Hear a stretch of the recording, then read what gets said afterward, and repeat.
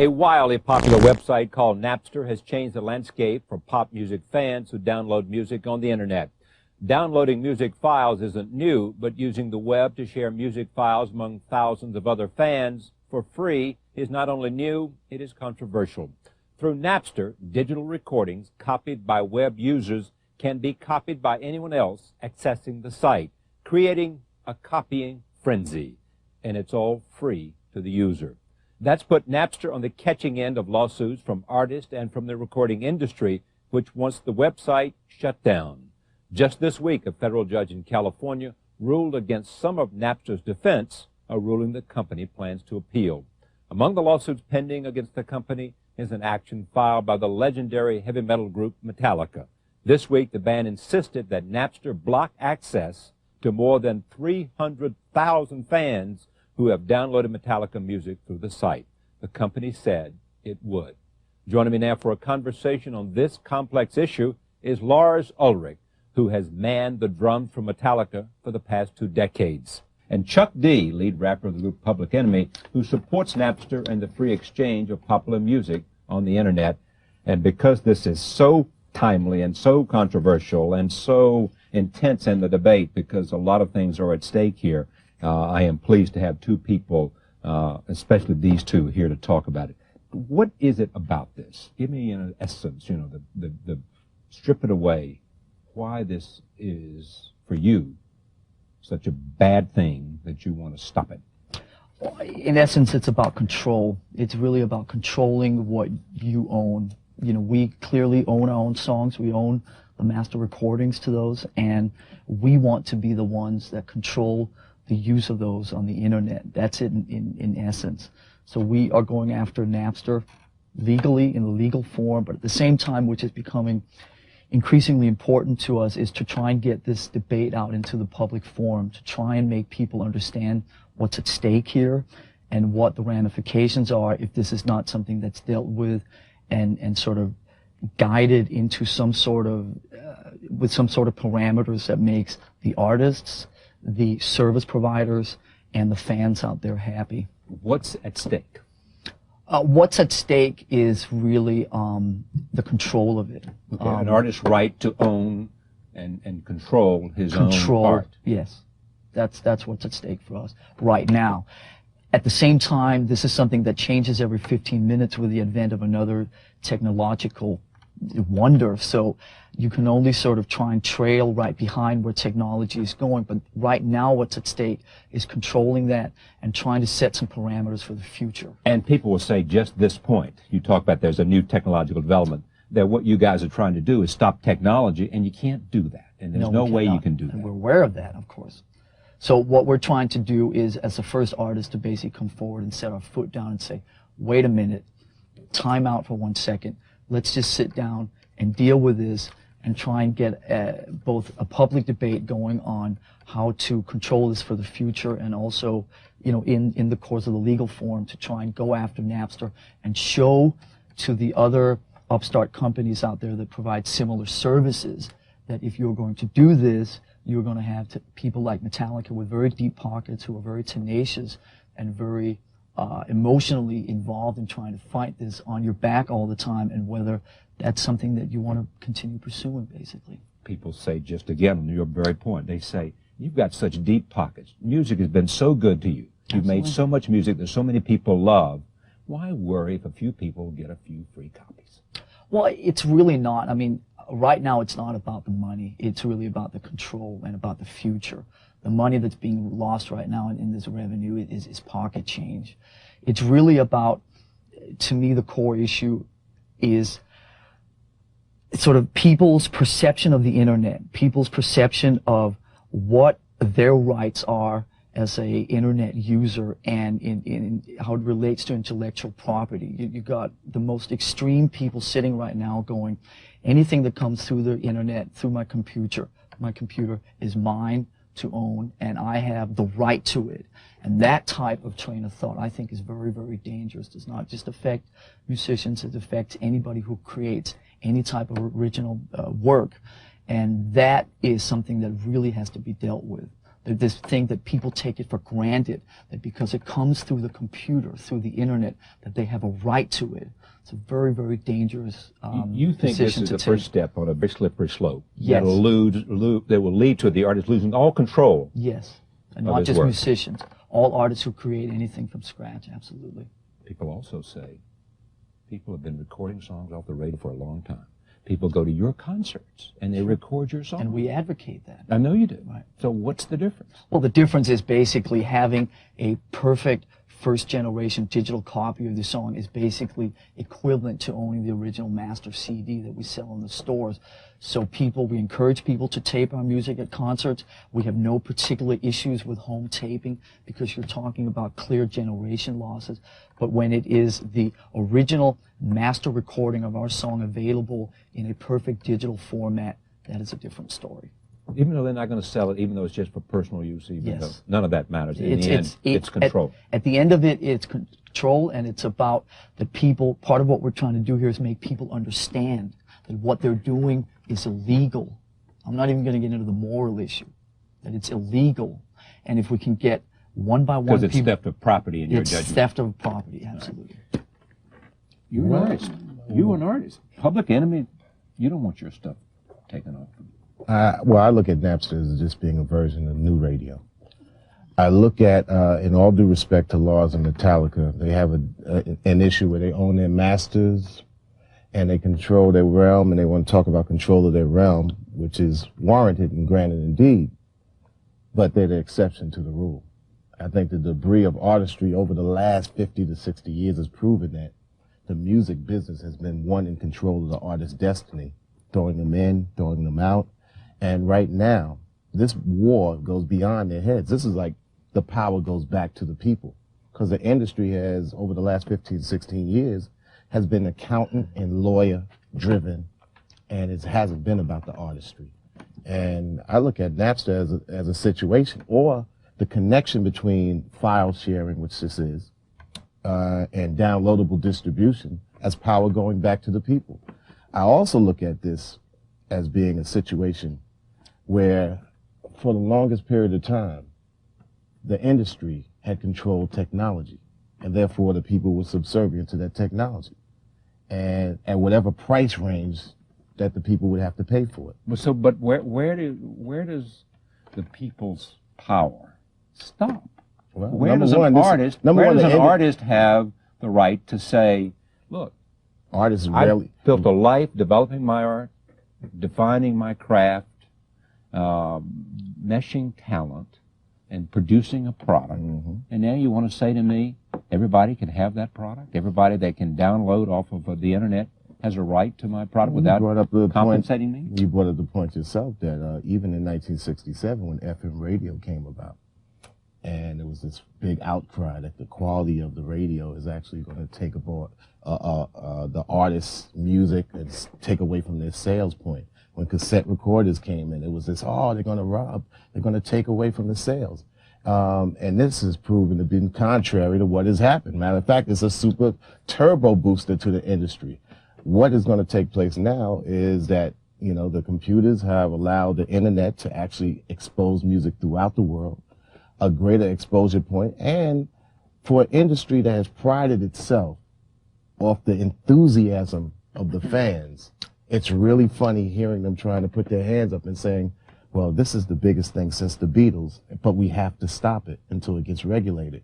And the industry for long has driven out contracts which claim worldwide rights, which they have never been able to fulfill. But if I understand your argument, right, and you've written about this eloquently, it is that this is the internet, and downloading music is the only way some artists have a chance of reaching an audience. Right. Well, it's not going to happen. I foresee in 2 years there'll be 1 million artists and there'll be 1 million startup labels, and for the longest time, the labels' dominance have kept the little man from participating in the music business. They're screaming and crying because they'll have to share the marketplace. I don't have a problem with that. I looked at the major labels and their dominance, being lawyer and accountant driven, counting what's not there, and then coming up and concocting a situation like this will hurt the music industry when there's actually no proof. I'm pretty sure Mr. Laws would agree that the 336 people that he named, they're pretty much 350,000 people are Metallica fans. Yeah, well, of course, the other argument is that they could come back with some other name. And I also would also it goes out one fire at a time. I mean, that's clear. I mean, just because for every counter argument that somebody has, well, do you realize, you know, that somebody else, it's like you can only deal with it one step at a time. I mean, that it's sort of like you're just going to sit there and say, well, there's always somebody who can, you know, build another nuclear warhead. So does that mean that you shouldn't go and destroy the ones that exist already? So you take it one step at a time. The odds are obviously against us, but we believe that for us, it's the right thing to do. And I agree with a lot of the things that you're saying. But where do you disagree with him? I mean, well, in other words, are you guys talking past each other? You agree with young artists ought to have an opportunity to find an audience, or do you? Well, what I agree with is that I think that for artists that want to use Napster as a vehicle to get out there, I have no problem with that. In the same way that I don't want people to have a problem with me not wanting to use Napster. Okay, so as here's a our vehicle. solution. Right. Here's our solution. If you don't want it to be downloaded, then don't download it. If you're a young artist who needs an audience, download it. What's wrong with that? I mean, the problem... Is that your argument? Well, yeah, I mean, my analogy is the Book of the Month Club situation, where every month you get a book in your mailbox, and if you don't send it back, if you don't go to the trouble of sending it back, you have to pay for it. So what Napster could have done is they could have gone to all the artists, and they could have said, we are starting the service, we're providing the service, would you like to partake in it? And give everybody a chance to say, yes, thank you, or no, thank you. It's clearly not happening. Technology will happening. beat technology each and every time. And I would counter the fact that exposure to a product will still drive that fan base to go pick up that product and still contribute to the bottom line of an artist or a business anyway. And the whole paradigm of the music business is changing because there was another parallel music world to the one has been dominated by the former rules, and the former rules are out of the door like an old baseball game. The new rules of music sharing, music distribution, music exposure are now globalized, and I take to it like, okay, you're in the outfield, it's raining, but the ump says play ball anyway. You know that to go catch a fly ball, you have to run different on the wet grass. So you're not going to be able to beat the technology. It's almost like dropping a whole bunch of M&Ms on the ground when you had control of them. Now everybody's going to bend down and pick it up, and you can say stop. You know. Let me ask you, you're in the movie business too, right? I do scoring. I'm not in the movie. Well, okay, but I mean, you do scoring for movies. Right. Suppose you make a movie, and we get the capacity to download movies, and you finance the damn movie, you know, and you hire the actors, and you score it, and you go out, and you bring musicians in, and I'm sitting there at my internet site, and somebody creates software so I can download your movie, and I'm not going to the theater to see your movie, and I'm not going to buy a cassette, and I'm not going to buy a DVD. I'm going to take my little equipment and download that sucker. I better understand that I better not spend a lot of money making that movie, number one. Well, you don't have any problem with that, because you're saying to me, that's the new world. I can't have the accountant's mentality of counting what wasn't there in the first place. Accountant mentality is like, oh, you could have had, well, and now the terrain is totally different. So what are you saying to all artists that create products that can be downloaded, either now or later, because it's all coming to all fore. digital. You're saying anything that can be digitized, if you're an artist, look, it's going to be shared, and it's going to be a certain amount of people who have an interest in the technology are going to get theirs free. Wake up and smell the coffee. Right. That's the technology that's come into place, and the only thing. And you're saying to Lars, forget it. It's a losing battle. I talked to Dr. Dre, what did Dr. Dre say? Dr. Dre was basically clueless. He just like, hey, so his lawyer, and Lars is probably more connected to the lawyer, and and Dre's a good friend. Yeah. And if the lawyer said, Dre, they're taking money out of your pocket, then Dre say, hey, yeah, stop them. But the issue at hand is bigger than all this. And so I just wish that I could sit here and tell you, Charlie, that it was about the money.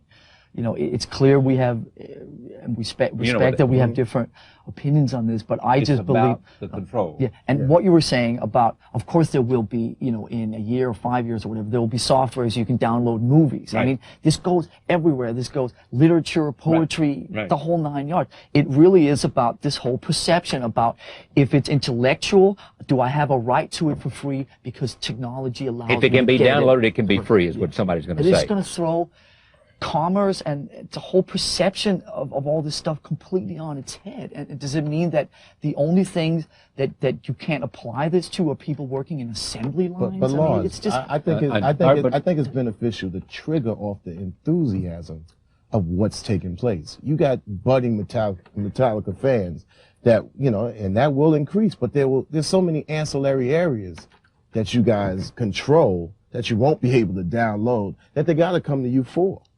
And we have to look at, you know, the sound as dominant as it was in the last 50 years of industry controlling the hardware, making you, you know, also have the software that you have to comply to both. That whole paradigm has changed. So now it has to be other ancillary areas. Now many artists will have the opportunity to actually interact with the global aspect of the world. And they couldn't do that before, and the companies couldn't do that. Now, of course, if we talk about control, you know, that's a microcosm of what the big boys are going to actually say themselves, like, we have control, Charlie, and we have the control to bring you into issue quick, which is, I think that most of what you're saying deals with the record company being these money hungry, you know, greedy, blah, blah, blah. Remember one thing. I can guarantee you that there's nobody at Napster that is doing this as a charitable event for all of mankind, okay? There are investors behind Napster, and there are people that are sitting counting the days till Napster has an IPO offering, and they all make millions of dollars in return for their work. But there's always been the shadow of technology lurking over entertainment anyway. Right. And it's definitely been two different worlds. But there's millions of dollars involved in this in the same way that there's millions of dollars in the evil of music business, as you're saying. And I just think that it's like, if the record company bosses don't take the money, then the internet people are going to somebody's going to profit off this. And if it's not the artist, then you're profiting illegal. It's bulletproof. I mean, all right, it's bulletproof, meaning what? Meaning that the argument. I mean, who can argue with that? All right, here's my point too. Do you know, when you say it's not about the money, it's not about the money now. When you say it's not about the money, somebody says it's about the money.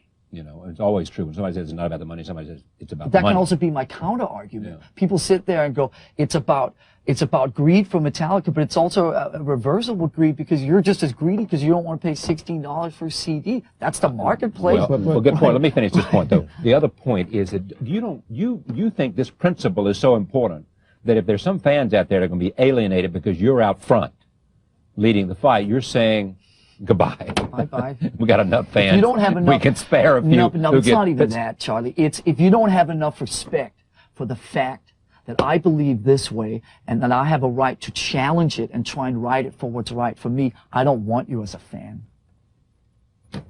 Well, I think there's artists, whether they're in Oslo or whether they're in the middle of the United States, who can't get signed or probably couldn't get signed because of the limitations of the music business. This actually expands that whole paradigm, and I just think that they will thrive off the new system as opposed to trying to beg on the old system. But I'm not saying that they can't thrive on it. I'm saying that there's got to be a way to make people who want to retain the control of their copyrighted material happy, and in the same way make Napster available to the people who want to use it. There's a couple of ways that's being developed right now. Absolutely. I'm working with people in Silicon Valley on a way to work with MP3s to make it free for the public and then retraceable back to the artist having control and money. But the thing about it, the company actually being, you know, then wait a minute. It's free to the public and it's traceable back to the artist, so they have control. Makes revenue for the artist and whatever team. Well, who pays the revenue to the artist then? I don't get this. Well, this company exists out there and they're working on it now, and right, but it's a clear plan. Cannot look me in the eye and tell me that they're not doing it for some kind of profit. Well, they're doing it because they could be technical nerds that just love to see change every second. You got cats out there. The kid that got involved with Napster, you think he had... You know what? I respect you, man. I respect you, but you know, in the United States, nobody does anything for free, man. You got people out there that will buy your album even if after they download it. Why do you think Blockbuster's a big industry when people could tape off of HBO, Cinemax, and Showtime? They still will go get it. I've talked to people who are sitting there going, I downloaded one of your songs from Napster. I went out and bought the record. wonderful, God bless you, but does that mean that I can't still go after Napster? I mean, Oh, no, I no, think it's nobody said you wonderful. can't. But I just think it's ignorant to sit there and say that just because you take it away from the record business and the record companies and you hand it over to all these other people that make it available in a different way, that there's not going to be the same profiteering from that. That Same is thing ignorant. with I mean, you're not crying about the radio industry making their money. The radio industry actually. But I'm not crying about the music business making money on it because they invested in the. Fred Durst sits there and says, you know, I believe that Napster is a great company, and we want to go against what the record companies do. Who paid for your Nookie video? Who spent $600,000 so you could have a video on MTV that made you sell $8 million? You didn't pay for it yourself. If Fred Durst Somebody else died paid tomorrow, for it. it'd be somebody else there. So I'm not saying the record companies are bad guys. They're just doing for whatever. Right. There's a debris of artistry in the artist's graveyard to actually feel sorry for those cats. All right. Let me conclude with this. Give me a solution to this.